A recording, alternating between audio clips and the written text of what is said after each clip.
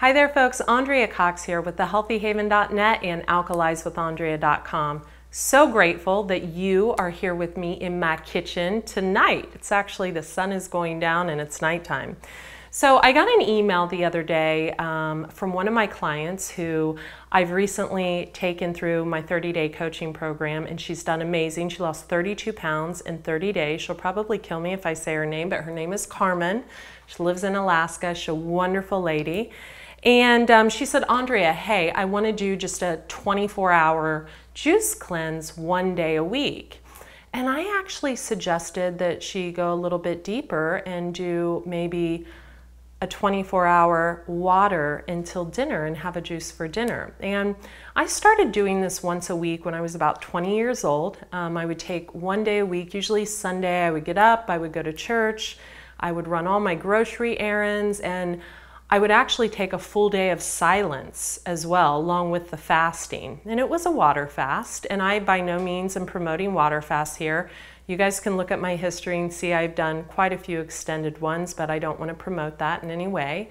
But I would do that, and I would carry a little note around with me that said, taking a day of silence, thank you for being respectful. So when I would go through the checkout line, if the woman was asking me how I was, I'd just kind of whip it out. And before long, people got used to knowing that I was pretty much on a fast every Sunday when I would come through their store to pick up my items. And it was really a way for me not just to regain my health back, it was a way to put an end to the bondage I had, the food addictions I had as a bulimic.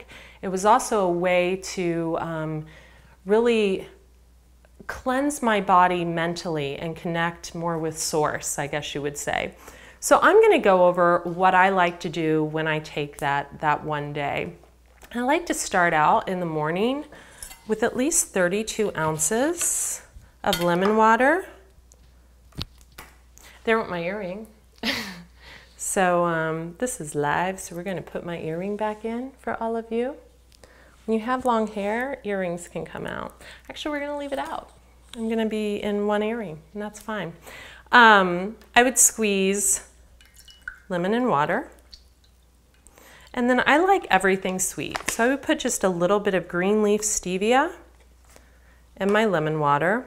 And I would start out with 32 ounces of that. And then when, you know, I'd want a little, maybe I'd get cold or something like that, I'd probably hop in my sauna. Or I'd make Spring Dragon Ron Tea Garden's Gynostemma tea. It's great for inflammation. It has no caffeine in it. All of you know I would never touch coffee at all unless I'm doing it in an enema. I find caffeine to be very aging to the body. Yeah, I would do this. It's an adaptogen, meaning if you need sleep, it'll help you calm down. If you need to be awake, it'll kind of boost you up. I would do a little bit of Gynostemma, maybe put some pearl powder, Hoshu Wu in there to kind of just keep myself steady all day. And I would probably drink another mason jar of that tea. It's just got a beautiful sweet taste naturally. And then I'd go and, depending on how I felt, if I felt tired that day, I would stay home, I would sauna, I would relax, I would do some kind of self-care, something that doesn't involve interaction with another person constantly, because you want to really be alone and be with source when you're not intaking food. And then later on during the day, I would make sure I would get in at least a gallon of water that day, maybe with lemon, maybe a little stevia.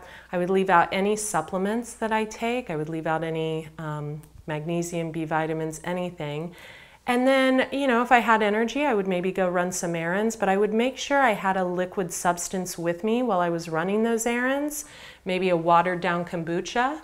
Maybe a few drops of chlorophyll in water, something to sustain me through the day. And then come evening, I would do one of two things.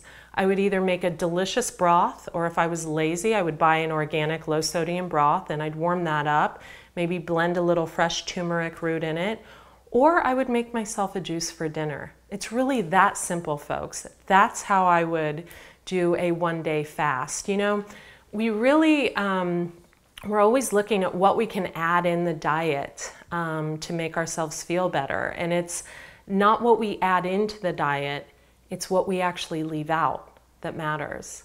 So Gil Jacobs, who taught me years ago, he said that to me, and it always stuck with me. Andrea Cox here. Thank you so much. I know that a lot of you are going to get a lot of value out of this video. Be well.